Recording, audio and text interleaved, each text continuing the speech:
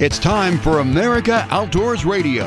The fast-paced hour of outdoors radio ahead is not only awesome, but unlike those other shows, you can actually sleep in for this one. Better still, we've got a special Pacific Northwest edition for you, sponsored by Northwest Sportsman Magazine, Rugged Point Lodge on Vancouver Island, and Northwest Fishing Guides out of our hometown here in Everett. You won't find this version of America Outdoors Radio anywhere else. It's the Pacific Northwest edition of America Outdoors Radio. Brought to you by Fox Sports 1380 KRKO.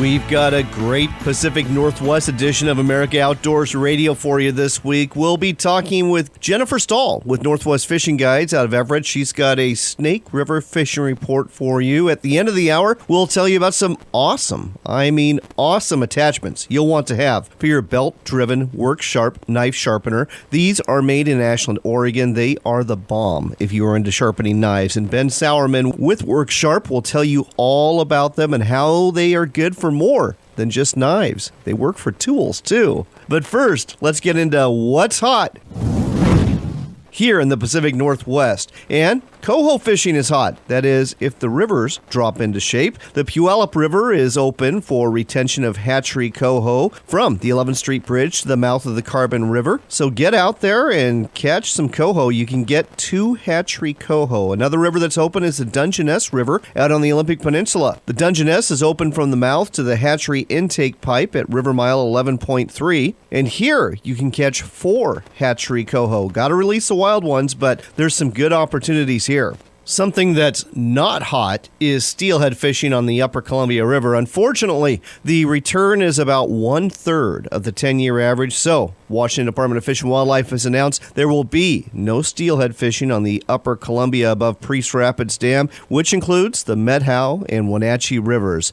Better luck next year. What else is hot? Eastern Washington pheasant hunting. That opens up today. The top county in the state is Grant County. The largest populations of pheasants are going to be found on Department of Fish and Wildlife lands in the Columbia Basin. Between Potholes Reservoir and the town of George, mixed bags of wild and released birds are also likely to be had in Lower Crab Creek, the Gloyd Seeps Wildlife Area, Quincy Wildlife Area, and the Dry Falls Unit. If you're willing to drive further east, head to Whitman County and Asotin County and the area along the Snake River because there's some good pheasant hunting opportunities there, along with chukar hunting too. The U.S. Army Corps of Engineers has several habitat management areas where pheasant are released, and don't forget the Washington Department of Fish and Wildlife areas in that region as well. The Washington Department of Fish and Wildlife has also stocked a number of west side lakes with trout over the last couple weeks. This includes Black Lake in Thurston County, which was just stocked this week with 1,000 rainbow trout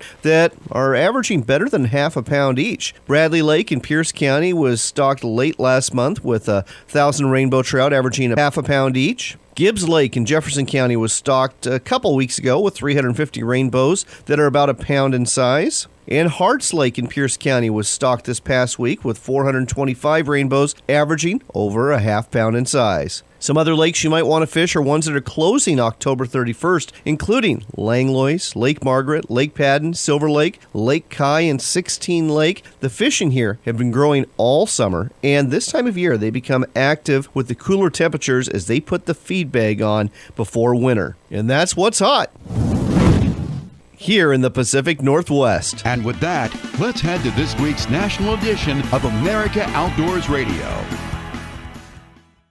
Dick Knight spoons are the go-to lure for coho salmon on Northwest rivers this fall. You can use them drift fishing, casting and retrieving, trolling, even plunking. The Silvers love the Dick Knight spoon no matter how you present it. Whether you are fishing from the bank or from the boat for coho, be sure to have a bunch of Dick Knight spoons with you. And don't forget to use the famous 50/50 Dick Knight spoon. Look for Dick Knight spoons at quality sporting goods stores near you. And find out more at dickknight.com. Do something really cool this winter and treat yourself to a full-day float down one of Washington's premier coastal rivers fishing for salmon or steelhead. The All Rivers and Saltwater Charters team of guides are ready to show you what an exceptional day of fishing can be like right here in the Pacific Northwest. Find out more at allwashingtonfishing.com. That's allwashingtonfishing.com, the website to visit so you can book a great day of fishing. allwashingtonfishing.com.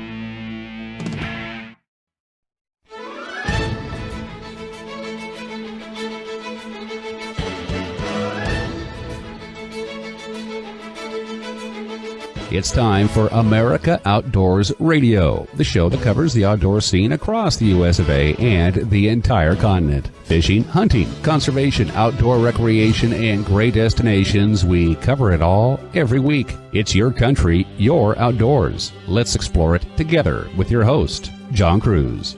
Have you been out hunting yet? I have. So far, I've been lucky enough to go out for dove, for grouse, for quail, and for ducks. Better still, I got to take my 14-year-old daughter out for her first licensed season and was thrilled to see her bag her first duck on her first shooting opportunity on opening day. These are the moments that truly make a father proud. What's on tap for this week? Well, pheasant hunting, and a little bit of goose hunting, and a little bit of trout fishing. You gotta love October, and even if you are not hunting or fishing this month, get out there for the change of the season. Where I live in the Northwest, I got to drive over a mountain pass yesterday. Absolutely gorgeous. The larches are turning gold. The aspens have turned that beautiful yellow color. And even the cottonwoods are turning. And it's just spectacular scenery full of yellows and golds and greens and scarlets. And that soft light you get this time of year, it just doesn't get any better. We've got a wide-ranging show this week, taking you all over these great United States and to Mexico's Baja Peninsula, too. As a matter of fact, our first interview today is going to be with Dan Jacobs. He's the director of the just-completed Los Cabos Billfish Tournament. Dan will tell you about this annual tournament and who won a paycheck just shy of $85,000. From Cabo San Lucas, we'll head to the far north of Alaska. Well-known outdoors writer and TV personality Ron Spomer just got back from there, and we'll be asking him for his recommendations on the best guns to carry for self-defense when you're in the bush or on the water near those massive Alaska brown and grizzly bears. From Alaska, we'll head to Washington State. Larry Carpenter, owner of Master Marine in Mount Vernon, will preview the biggest boat show on the West Coast. It's the Seattle Boat Show. It's coming up in January, and it's more than just a bunch of boats in a big space. There's seminars. There's all sorts of things you can take in here. They'll even have boats that are part of the show you can check out at a nearby lake. On the outdoors news front, we'll share Hillary Clinton's vision for our public lands and national parks, along with her views about the Endangered Species Act. Think what you will about her, but I've got to give her credit. It looks like she is going to be a supporter of outdoor recreation on our public lands and plans to spend some money to help them out. In addition to this, we've got good news for elk hunters about a public lands purchase in Utah, and a new state record has been caught in Texas, and you won't believe what it is. Finally, we'll chat with Lori Shelton in Huron, South Dakota about the upcoming Ringneck Festival, the Bird Dog Challenge, and the pheasant hunting opportunities available around this town in the eastern part of the Mount Rushmore state. I told you it was going to be a wide-ranging show. And now, let's head south of the border to Cabo San Lucas. We're talking with Dan Jacobs. He is the tournament director for the Los Cabos Billfish Tournament that just took place in Cabo San Lucas, Mexico. Dan, welcome to the show. Oh, thanks, John. Appreciate it. So, Dan, why don't you give our listeners an overview of the Los Cabos Billfish Tournament? I'm not familiar with this, but it's been going on for 18 years. Yes, for the last 18 years, we've hosted a billfish tournament, but we also have awards for tuna, wahoo, and dolphin, or dorado as they call them, in Los Cabos. And our traditional week has been the second week of October, which is, some of the best fishing you can have in Cabo, and we kind of are the leadoff hitter position for billfish events during that time. So this year you had 37 boats compete. How was the fishing? The fishing this year was the best that I've seen in the 20 years that I've been going down to Los Cabos, Mexico for blue marlin. There was an amazing amount of blue marlin swimming around out there. A lot of little fellas, but a little blue marlin is still a couple hundred pounds. And as the event progressed into the second and third day, then the black marlin and the striped marlin showed up. So for the anglers, it was fantastic. Almost every team caught fish. So the big fish is who wins the prize for first place. Which team ended up with that, and what was the big fish? Well, our largest fish this year was a 378-pound black marlin. It was caught on Team Pangalisa by an angler by the name of John Dominic, and they scored 378 team points for that fish, which ultimately got him in first place by 8 points or 8 pounds. So what was the paycheck that this team earned for that fish? Well, something to keep in mind with the Los Cabos Billfish Tournament is that you have 3 different ways to enter. Okay. You can enter the $5,000 base entry, which that allows you to enter all of the optional billfish categories. And or you can enter into just the Tuna Wahoo Dorado jackpot and or the Daily Billfish Release jackpot. So in tournaments like this, you have base entries that you must enter to be involved in the event, and then there's lots of optionals that you can enter to have a chance to win a lot more money. So depending on what you enter and what you catch determines ultimately what you win in cash purse. All right, so getting back to this first place fish, what kind of purse did that net this team? Their first place fish earned them $52,500 in the base entry, the $5,000 base entry. They also entered level 1 and level 2 daily marlin jackpots, and those are for the largest fish caught each day. And that earned the team another $23,000+.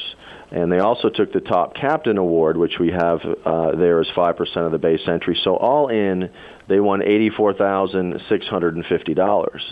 But they were not entered in levels 3 and 4 daily jackpots or the largest marlin jackpot. So there was a few categories they could have won if they were entered, but they entered in just level 1 and 2 dailies. And that takes me to my next question, or my next comment here. Team Chupacabra, they actually finished in 3rd place, but they took home one heck of a check, didn't they? They sure did.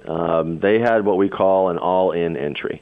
All-in entry to the Los Cabos Billfish Tournament is $18,000. And on the final day of fishing, in the last 2 hours, they boated a 321-pound blue marlin to get them 3rd place points.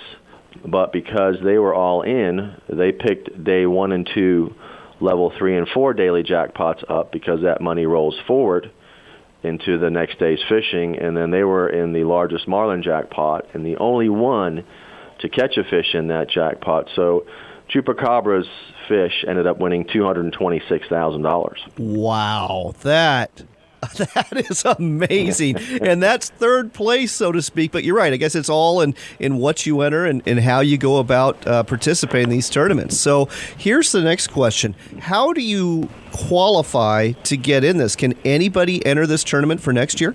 It is an open tournament. Anybody can compete. And what's great about the structure that we have is you can enjoy and take part in a world-class billfish tournament for a nominal entry fee if you are not ready for the big time, so to speak. So with those 3 different ways to enter, and then all of the optionals that you have available, and this is pretty traditional in most tournaments, it really provides opportunities for anybody that would like to have a taste of competitive fishing and enjoy all the fun that we have along with it, with the kickoff parties, the surf and turf awards banquet, the entertainment, all the complimentary cervezas and gifts. It's really an exciting time for fishing, is to be involved in one of these tournaments. It sounds like an absolute hoot. Let's give folks a website to go to so they can find out more about the tournament and maybe participating next year. Okay. Our website is LosCabosTournaments.com. LosCabosTournaments.com. There you can find out everything about the Los Cabos Billfish Tournament. And I would like to mention that we have a robust release division as well. We have a video catch and release system for earning points and winning money for letting them go as well. And we have minimum weights for taking the fish. So 97% of the fish are released in these types of events. Great to hear that, because conservation is an important aspect of fishing. Dan, this sounds like a great event, and I hope some of our listeners will go to that website and participate next year. Thanks for telling us all about this on America Outdoors Radio. My pleasure. Thank you.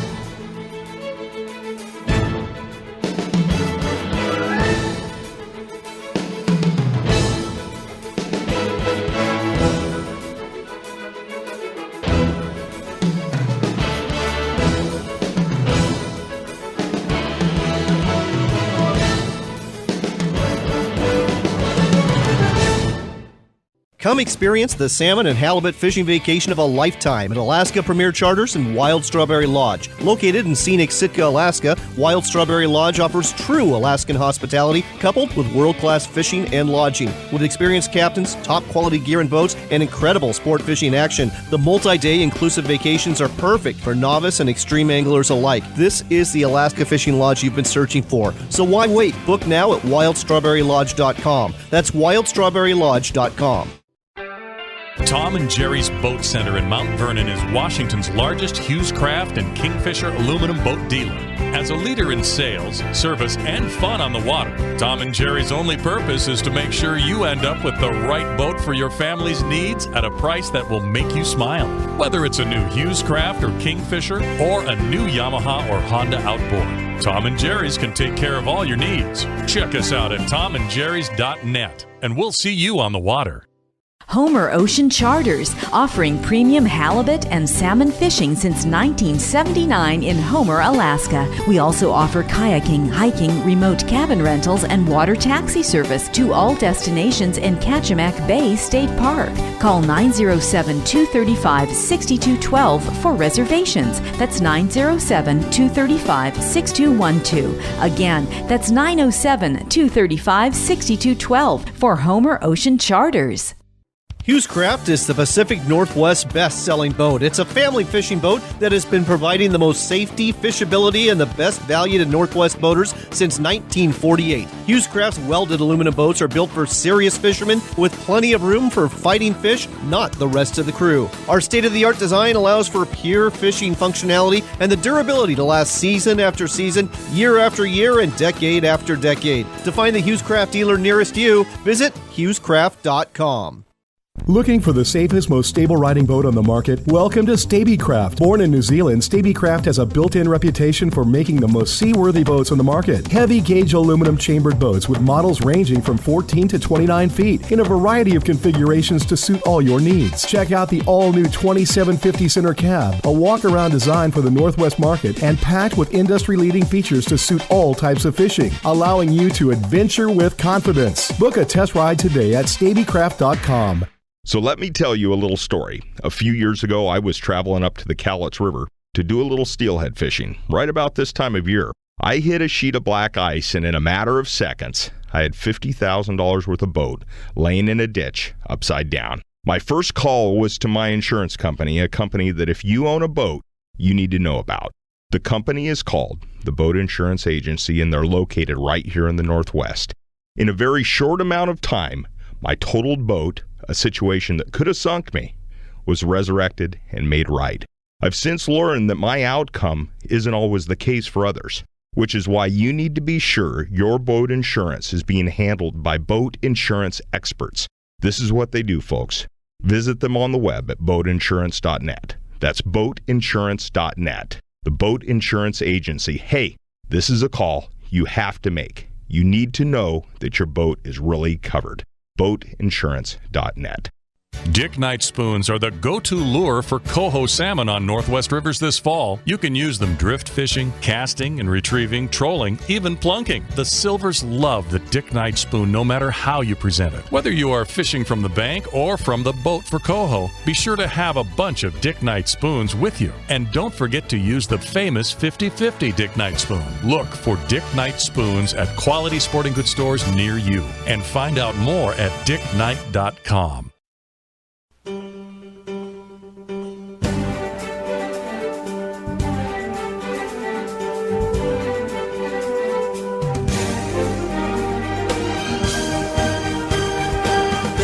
You're back with America Outdoors Radio. I'm John Cruz. This portion of the show is brought to you by the Alaska Sporting Journal. It is the monthly publication that covers the hunting and fishing scene throughout the great state of Alaska. Look for it at a newsstand near you. Speaking of Alaska, we've got a great guest for you here. His name, Ron Spomer, very well-known outdoors personality in terms of a writer, photographer. He's on TV as well. Coming at us from Boise today, Ron, welcome to the show.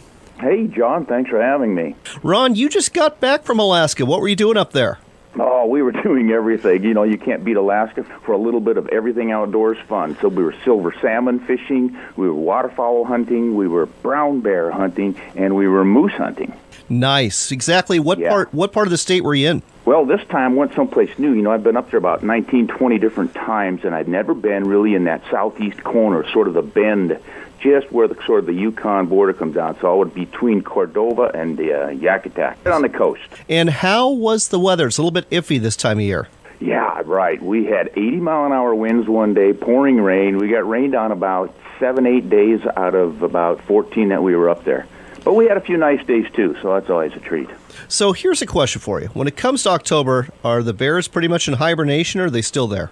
Oh, they're still there. All right. That's good to know. And that's a good thing, because I want to talk to you today, Ron, about what kind of firearms you should have with you, whether you're fishing or just hiking or wildlife viewing, to protect yourself from bears. Yeah. Oh, yeah. Good question. You know what? Everybody talks about whether they should have a .375 H&H Magnum or a 12-gauge slug gun, and I kind of take a universal approach to it. I'm thinking, what do I want to accomplish, and how can I do it? So, one thing I need to think about is convenience and speed. Are you going to carry this thing around with you? And if you do, how quickly can you get it off your shoulder or out of your holster and into action? Because sometimes this stuff can happen really quickly. Right. So consider convenience and speed. I guess we'll start off with pistols then, whether you're carrying it on your side or whether you're carrying it in a chest holster. When it comes to pistols, what would you recommend? Well, it's, again, first thing is convenience and speed, but then you also have to have reliability and power. And in handguns, the power thing becomes the issue. You've certainly got some convenience with them, and you probably have speed. And if you get a revolver, I think you've got your reliability. Then you have to talk about power. And I know guys who have killed bears, grizzly bears, and brown bears with 9mm Lugers. Are you kidding me? 57 Magnums. Wow. I don't think that's an ideal selection right there. No. No, not even close. So most guys are going to think, well, I need at least a 44 Rem mag, and that's not a bad starting point. And then from there, you just go on up. You want to get a 500, you're welcome to it. The Smith & Wesson 500 certainly throw big enough bullets to do the job. But as you go up from that 44 mag to the 454 to the 460s and all the rest of them, you've got to be, again, thinking about that weight and the convenience and the power and whether you can control it. I think that's a big issue.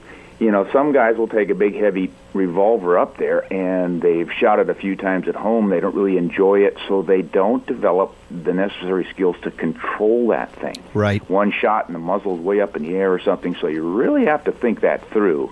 And I would rather have a 44 mag I can control than a 500 I can't. That is a great point. Let me ask you about a couple of popular personal defense weapons that may or may not be good for bear. And I'm thinking, the 1911, the Colt 1911, or one of the variations in a .45 caliber, or the 10mm. Are those good or not so good? Not so good. No. Much as I love the 10mm and I use it for hunting smaller game down here, hogs and stuff, it's essentially a .357 Magnum in performance. So there's kind of your answer right there. Fairly small caliber, fairly light. And the .45, most experienced shooters on the 1911 and a .45, while I love that flat, convenient format. Sure. You got two issues. One is the reliability, and you can have an awfully darn reliable 1911, but it is an autoloader. Right. And then you've got pretty puny cartridge, really. Interesting. It's considered a man stopper, right, in an autoloader, but a brown bear is a heck of a lot bigger than a man. All right, so let's transition to shotguns, and let's transition to slugs, because, there's a lot of guides up there that are carrying short-barrel shotguns up there with their clients. Pros and cons when it comes to that? Well, I think you're doing real well with that, especially in a pump.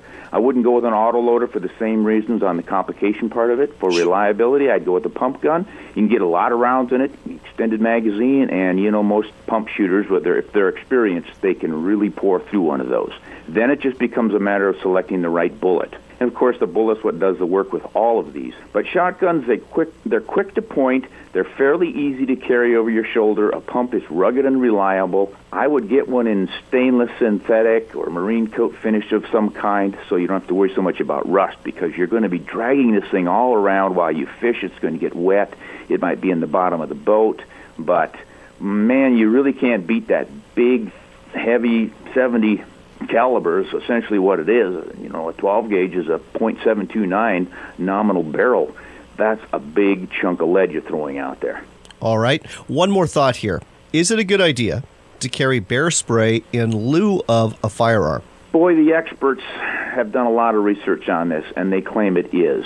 Now, there was a recent incident in Montana where the fella had bear spray, and he supposedly blasted that bear right in the face as it ran to him. It went right through the mist and took him down anyway. My guess is that that bear just happened to be exhaling when she went through that cloud, because they say once you hit them and they breathe that in, get it into their nose and eyes, it really effectively stops them. As a shooter and a hunter, I'm not so sure I'd want to trust my life to it. I've got one, and I've carried it a few times, but again, you need to practice getting that thing out of the holster and effectively using it and spraying it too. And then you've got the wind issue. You know, if the wind's blowing from the bear to you, you're going to spray yourself instead of the bear. Excellent point. And, and maybe the best thing to do is to carry both. And that way, well, actually, maybe that's not the best thing to do, because now that I'm thinking about it, that might not be a smart thing. Yeah, because then you're fumbling around trying to decide which one to use. I would rather pick one or the other and dedicate myself to learning how to use that thing and use it quickly. And I think you hit on something really important here. Whether you're carrying bear spray or whether you're carrying a firearm, practice, because muscle memory is a huge issue when it comes to this. You're not going to have time to think about what you're doing. It's going to have to be reflex, isn't it? Yeah, absolutely. Now, I will take one exception with that. Often you do have a lot of time to think about it. I mean, if it's a surprise charge, you don't. But many times you're up there fishing or hunting and you see bears in the area. And I've had them practically crawl in the boat trying to get some fish we had in there without giving us any trouble other than that. Nonetheless, we knew they were there, and if we wanted to discourage those, we could have shot in the water in front of them. Plenty of time to do that. So it's not always a split-second decision you have to make. All right, it is time for us to go, but before we do, let's give folks a website so people can catch up with what you're doing, because you are a busy guy, always got something going on. Yeah, just visit me at ronspomeroutdoors.com. You can go to YouTube and punch in Ron Spomer Outdoors and pull up all of my videos. And I'm on Instagram and Facebook and all the rest, so just punch in Ron Spomer and do a search for me. Would love to have you join us, like our page, and we put out 2 or 3 blogs every week. Try to keep people informed and educated about the new things, the old things, the guns and the ammo and the ballistics and the bullets, and answer lots of questions about all this stuff. That's Ron Spomer, folks. He's one of the best out there. Go ahead and go to his website, ronspomeroutdoors.com. Ron, thanks for taking the time to talk to us today on America Outdoors Radio. John, it was my pleasure. Thanks for having me.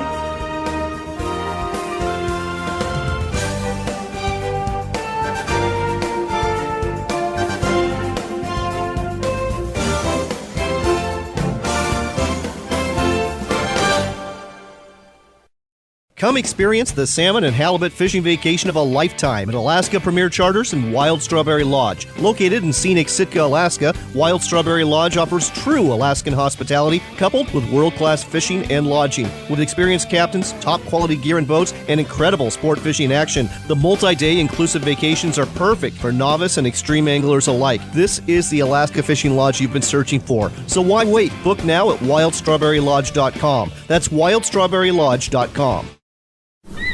Sitka Point Lodge and Fishing Charters offers the premier fishing lodge experience. They offer all-inclusive fishing and lodging packages for king salmon, halibut, and rockfish. In addition to great fishing, you'll enjoy gourmet meals, first-class service, and understand why 80% of their clients are return customers that arrive as a guest and leave as a friend. Book your Alaska fishing trip now at Sitka Point Lodge by calling 888-747-7406 or go to sitkapointcharters.com. It's time for another local shot of the outdoors. It's the Pacific Northwest edition of America Outdoors Radio, and you'll only hear it here on Fox Sports 1380 KRKO.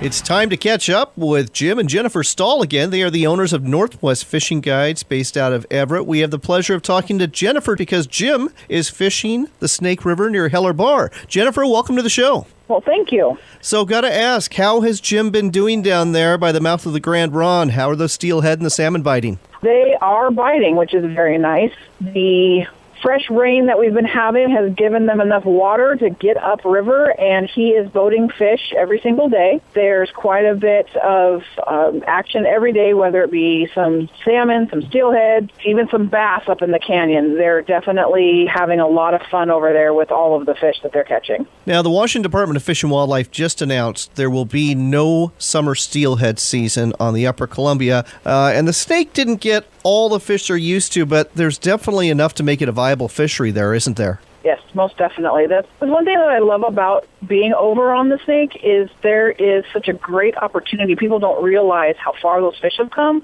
Wonderful fish to go play with, and they're still spunky. Oh, yes, they are. You are 100% right about that. You know, fishing out of Heller Bar is a lot of fun because it's a great fishery and it's not too crowded. How much longer is Jim going to be down there, and does he still have room for some clients? We do have some room for a few more clients. He's only there until the first week of November, and then it starts to slow down, and he comes home, and he puts his fishing rods away for the winter, if you can actually believe it. Hard to believe, but I'll tell you what, folks, if you want to get in a last chance for summer steelhead, head to the Snake and go fishing with Jim. His website is nwfishingguides.net. That's nwfishingguides.net. Jim or Jen will hook you up with a great trip. Thanks as always, Jen. Well, thank you. There's a whole bunch more of the great outdoors coming your way on Fox Sports 1380.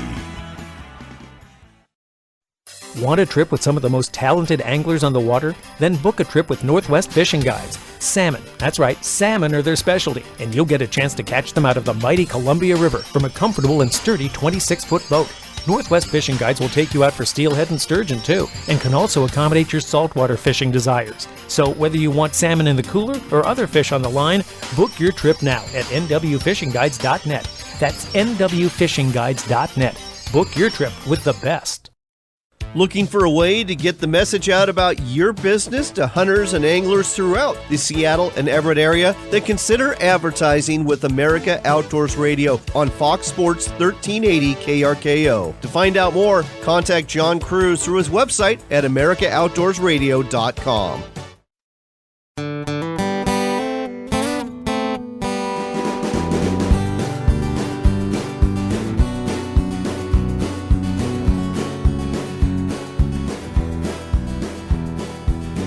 You're back with America Outdoors Radio. I'm John Cruz, and this portion of the show is brought to you by Northwest Sportsman Magazine. It's the monthly publication that covers the hunting and fishing scene throughout the greater Northwest. Look for it at a newsstand near you. We have the pleasure of talking with Larry Carpenter today. He is the owner of Master Marine in Mount Vernon, Washington. We're going to be covering a lot of ground, but we're going to start off with the Seattle Boat Show, and that's taking place January 27th through February 4th. But this is one of the biggest, if not the biggest, boat show on the entire West Coast, isn't it, Larry? It certainly is, John. It's the biggest boat show on the West Coast. It's a premier boat show. It's what I call the Super Bowl of our seasons. I mean, it is a kickoff to every year. It's a lot of fun, a great experience for families to come and see the boats.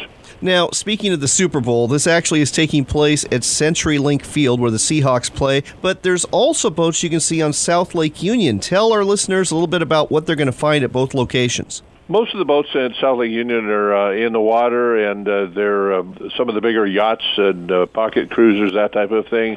And there's some bigger boats inside the exhibition center as well. The exhibition center is a great venue. It's well lighted. There's lots of places for people to sit down and have a sandwich or a cup of coffee. And a lot of fishing boats, a lot of sport boats.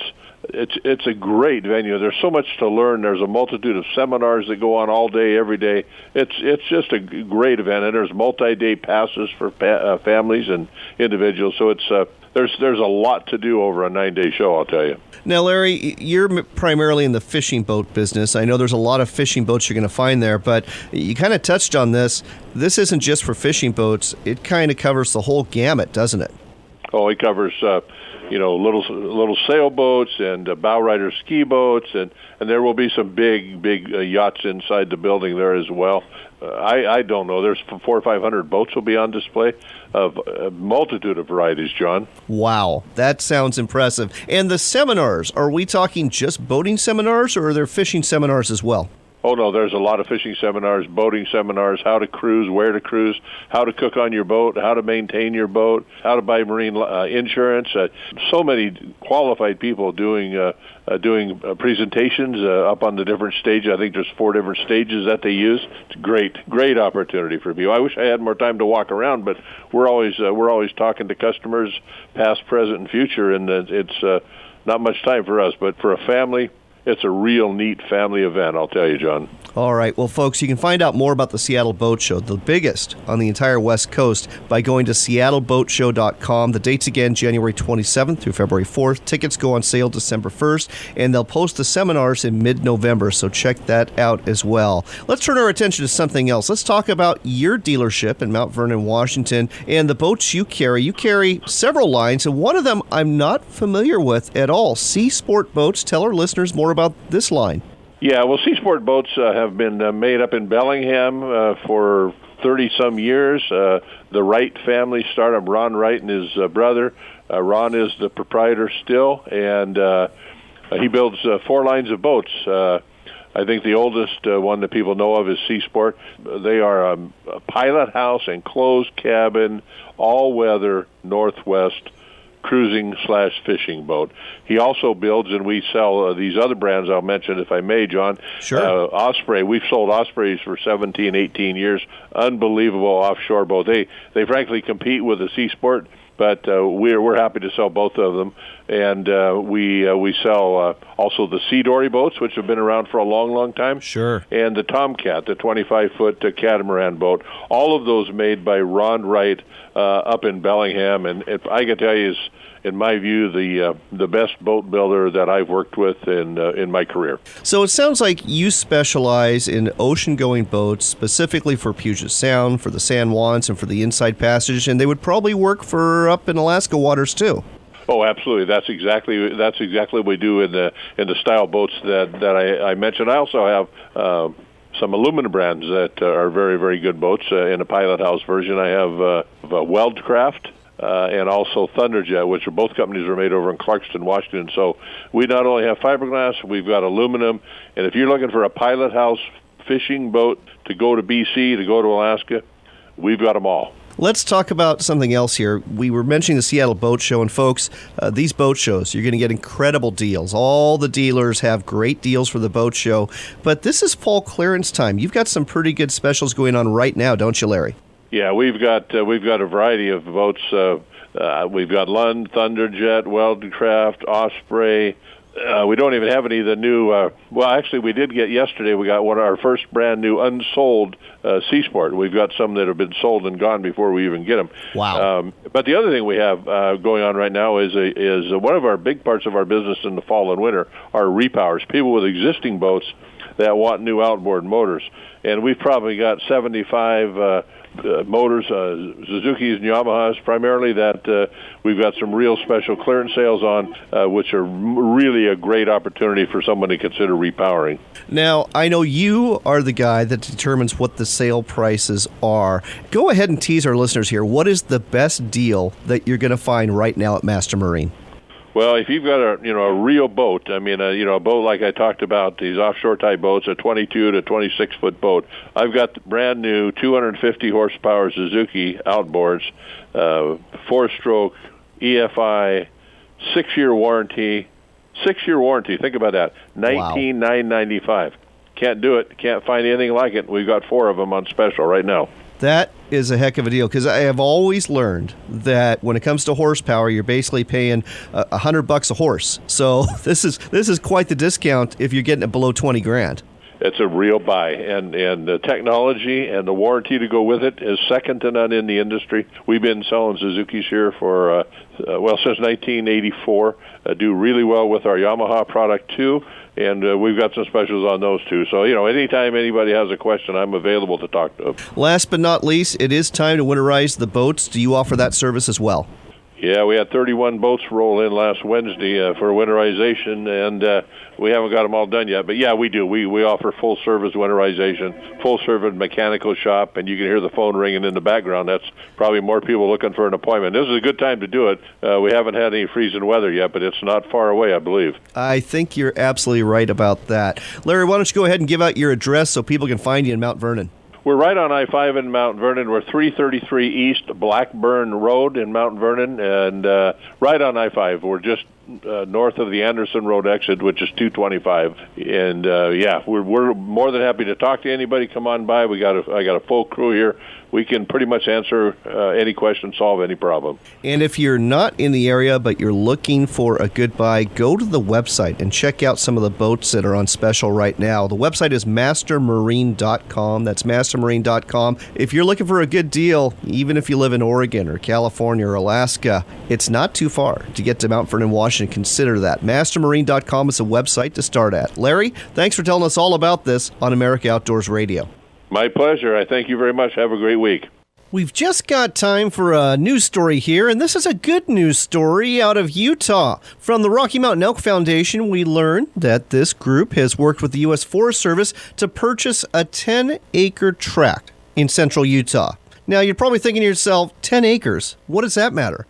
Well, here's why it matters. It's going to permanently protect access to 3,800 acres of public lands. The project is located about 25 miles west of Price in the Electric Lake area of the Manti La Salle National Forest. It secures permanent public access from a parking area on Highway 31 to a trailhead used by elk and deer hunters, many of whom use it to pack in and set up camps. The area accessed by the trailhead is primarily elk spring through fall habitat and includes calving areas. It's used by more than 1,000 elk. It's also home to mule deer, bear, mountain lions, and lots of birds and other animals. Because of liability issues, there was a very real concern. The area was going to be closed by the previous landowner, but the Rocky Mountain Elk Foundation purchased this land and plans to convey the property to the Forest Service. And this will allow the trailhead to remain open for hunters and others who recreate in the great outdoors here in the state of Utah. Don't go away. We've got more outdoors news coming up in just a few minutes right here on America Outdoors Radio.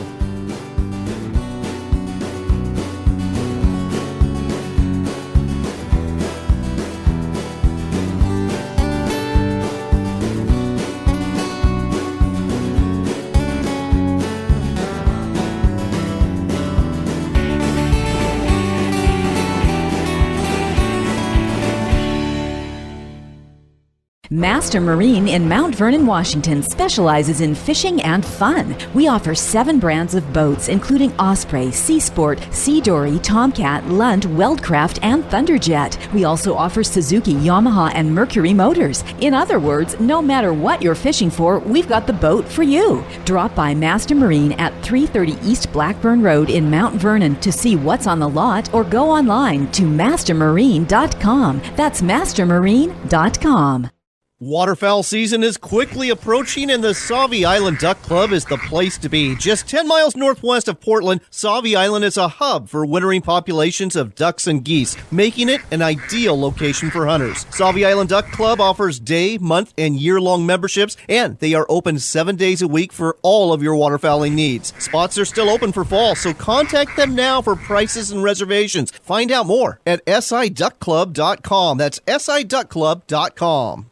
Kickies is a family and veteran-owned company that has been producing the best shotgun and rifle recoil pads for over 30 years. All of our Kickies products are made in the USA, and ours are the only recoil pads made exclusively of Sorbothane, the finest cushioning material available. Our recoil pads deflect energy in all directions, greatly taming even the hardest kicking guns so you can shoot without bruising or pain. With hunting season around the corner, isn't it time for you to find out how to stop the kick? Find out more at kickiesproducts.com. Salmon Catcher Lodge in Kenai, Alaska is offering an early Christmas present. Contact 907-335-2001 for details. Salmon Catcher Lodge has been featured on Larry Zonka's Napa's North to Alaska series several times and is the proud recipient of the Sportsman's News Platinum Trophy Lodge Award. Fish all that Alaska has to offer and return each night to a truly 5-star lodge. Large groups welcome. For details, go to salmoncatcherlodge.com or call 907-335-2001. Got a box full of inside the waistband holsters you bought but hate to use? Well, so did we. That's why two Nates created Nate Squared Tactical. We manufacture the most comfortable IWB holsters on the market. Just ask our customers. They love our patented design that completely isolates you from your handgun. And our holsters are handcrafted in Lexington, North Carolina, with the highest quality materials. It's time to throw that box out and replace it with your very own Nate Squared holster. Find out more at N82tactical.com. G-Tool specializes in products to clean and maintain high-capacity pistol and rifle magazines. They offer the finest brushes in the marketplace with a metal punch to ease the takedown of your magazines. A patented device to disassemble Glock magazines with both standard and extended floor plates is the only one on the market able to do so, making cleaning fast and easy. Find these and other fine American products at mygtul.com. That's gtool.com.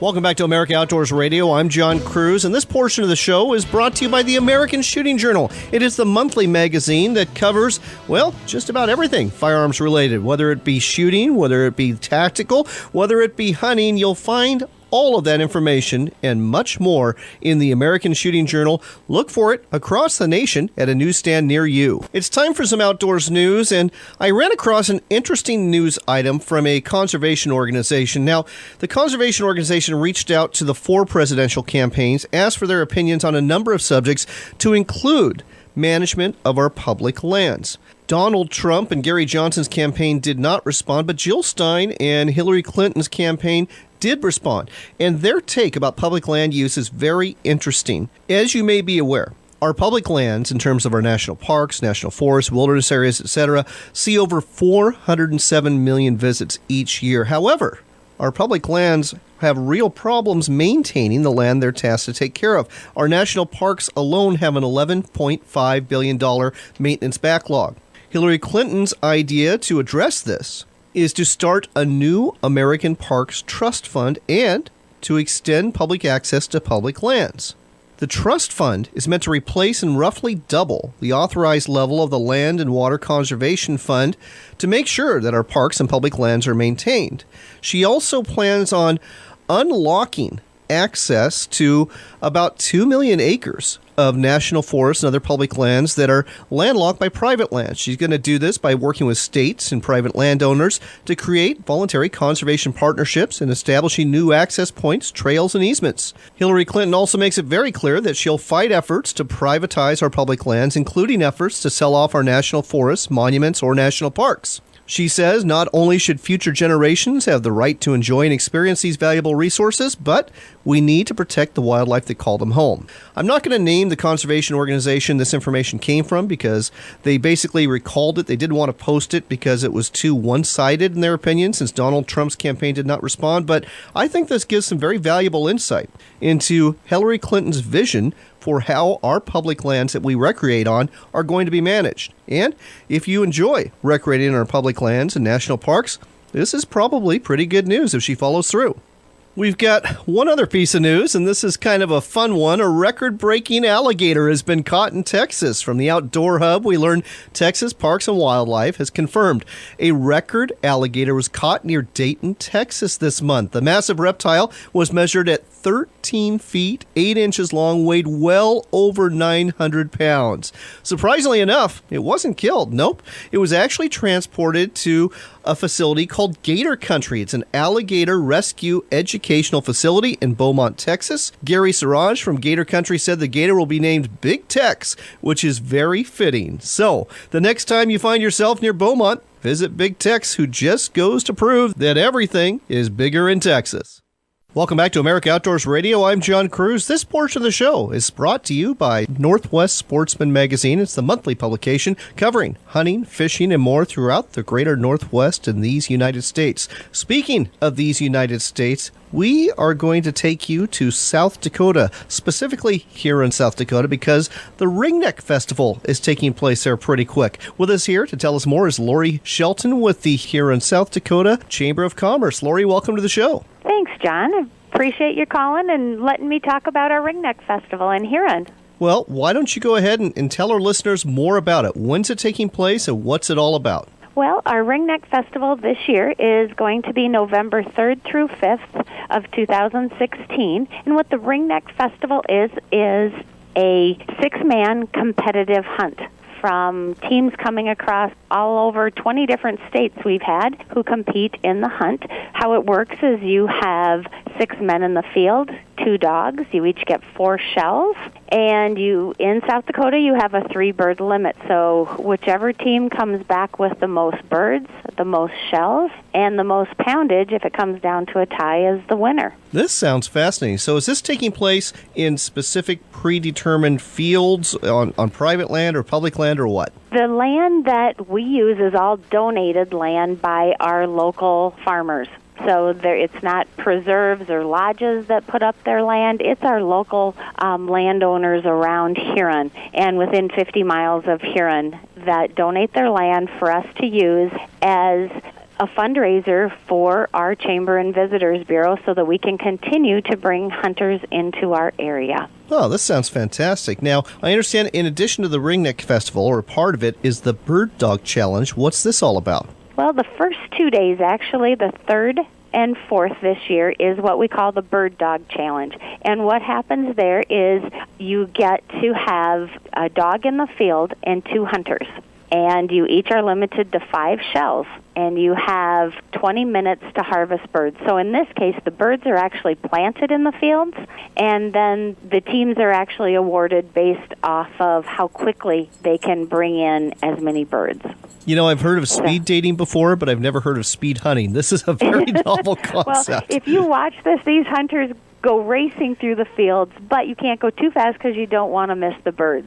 So these are planted birds. We buy these birds. We take them out to a specific location. We have 2 fields going at a time and let the teams compete out there, which is a very fun event that we have going on the 2 days before our actual Ringneck competitive hunt. Oh, this sounds like an absolute blast. What are the entry fees for these 2 contests, and what are the prizes? Sure.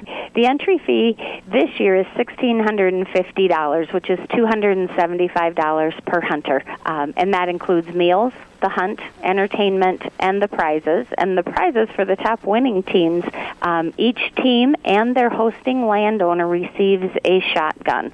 And they are good quality shotguns each year. And we place in the top 3 places.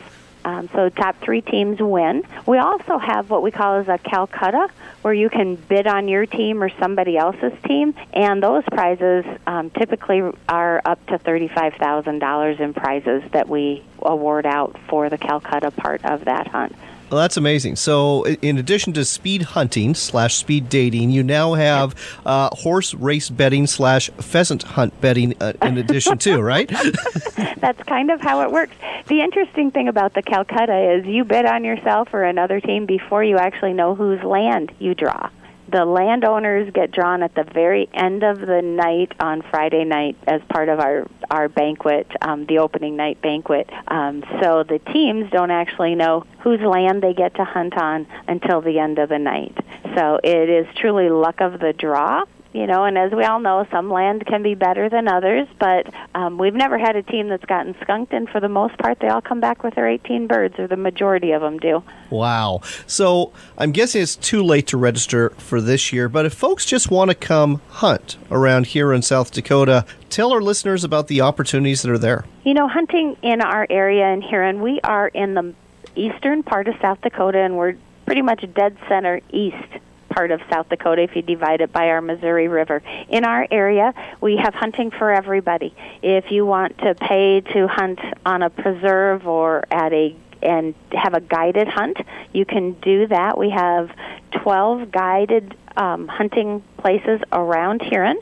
We also have, for those who don't want to pay to hunt, we have over 124,000 acres of public access land within 60 miles of Huron. And needless to say, you've got plenty of lodging and meals or restaurants and everything else a person needs to have a vacation there. That's exactly right. Our hotels are we do always say that they're pretty well full, but we try and encourage hunters. You know, this past weekend was our opening of pheasant hunting. But we encourage our pheasant hunters to come a little bit later in the season. We have so many farmers who don't have their crops out of their field yet, which gives these birds more cover and makes it a little bit more difficult of a hunt. Not that we're saying it's easy to hunt all the time, but it does make it more difficult if the corn and the beans are still in. So we do encourage later season hunting, and actually, for those who are a little bit hardier, if you get out there when we've got a little bit of snow on the ground, sometimes that's even the best hunting. But sometimes people from warmer climates don't always like to come in December to hunt. Go figure. South Dakota, December. That's a hard sell. But folks, we've got to go. But if you want to find out more about hunting around Huron, South Dakota, go to this website. It's hunthuronsd.com. Again, it's hunthuronsd.com. You can find out about the Ringneck Festival, the Bird Dog Challenge, and just a vacation for hunting ringnecks here in South Dakota. Lori, thanks for telling us all about this on America Outdoors Radio. You're very welcome, John. Thanks for letting me share our information. We welcome everybody to Huron.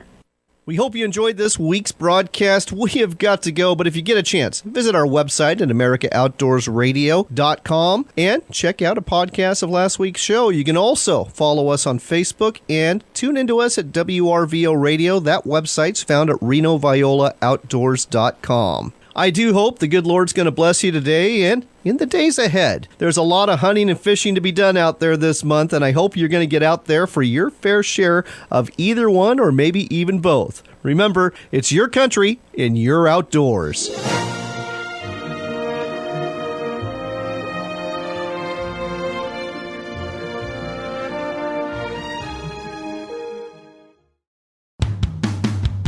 It's time for another local shot of the outdoors. It's the Pacific Northwest edition of America Outdoors Radio, and you'll only hear it here on Fox Sports 1380 KRKO. Next up, got another product review for you, this time from WorkSharp. It's the knife and tool sharpening company that's made a big name for themselves out of Ashland, Oregon. Now, you know that WorkSharp makes some fantastic knife sharpeners, belt-driven knife sharpeners. Well, now they've got a couple of attachments for these sharpeners. With us here to tell us more is Ben Sarman with WorkSharp, and we'll start off with this attachment, the blade grinding attachment. What is this all about? What does it do? The blade grinding attachment is basically a new attachment we have out for it that's more aimed at knife enthusiasts. It's an open belt application, which also provides you with the angles that you would get with the Ken Onion version itself. It's just in an open belt format, easier to work with. A lot of people like to just be able to see exactly what they're doing, and so it makes it a lot easier. It also can work with bigger tools because it is open. When we're talking about it as an attachment, it literally attaches onto the existing knife sharpener itself? Yeah, it's just like a click and lock rotate application. So really easy, no tools needed or anything like that? None at all. You do have to have the knife sharpener to start with, but then you can put this blade grinding attachment onto it. So again, if you're a real knife enthusiast, this sounds like something you're going to be interested in. But those of us who own tools of every sort are going to be really interested in this tool grinding attachment. Tell me more about this. This is really compact. I like it. Yeah, the tool grinding attachment is another click and lock, just rotates right onto the Ken Onion sharpener. This one's good for just open grinding applications. Bigger tools, especially lawnmower blades that are really big. This will just grind right over the top of them and get you a new edge really easy. It works really well for shovels, hose, anything that you have around, as well as just grinding metal. Wow, I can see this one will be really popular at the hardware stores in particular, because how often do you have to go take that lawnmower down to somebody and pay a little bit more than you'd want to pay to have those blades sharpened, and now you can do it at home really easy, can't you? Absolutely. It's very fast, very easy, works every time. So again, that's the tool grinding attachment and the blade grinding attachment for the WorkSharp knife sharpener. You can find all of this at a number of stores. Why don't we go ahead and talk about some of the bigger chain stores where you can find WorkSharp products? We're in most of the outdoor stores, Cabela's, Bass Pro Shops. We just got into Dick's, so we're now in Dick's Sporting Goods as well. And most of your local stuff, Ace has these. You can find them all over Sportsman's Warehouse. So there are a lot of stores have them. Like I said, folks, WorkSharp is making a big splash in a hurry, and there's a good reason for it. It's a quality product. Thanks for telling us all about it. Thanks. I appreciate the time, John.